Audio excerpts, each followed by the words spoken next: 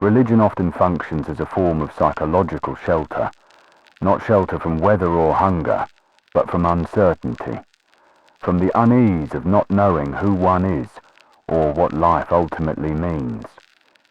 In that sense, religion can become a security blanket, something held not for truth, but for comfort.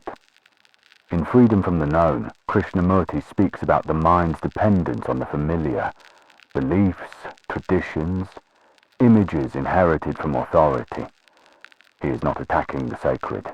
He is pointing at dependence itself. The moment belief becomes a refuge, it stops being alive. Religion, as an organized structure, is made of memory, ritual, repetition, words handed down and protected. God, if the word is to mean anything real, cannot belong to memory. God cannot be preserved by a habit.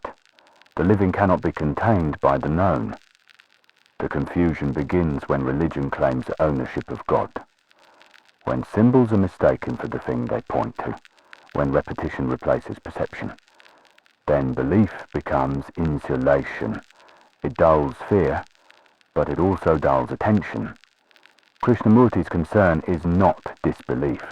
It is dependency. A mind leaning on belief is a mind that has stopped looking. Safety becomes more important than truth. Continuity more important than understanding.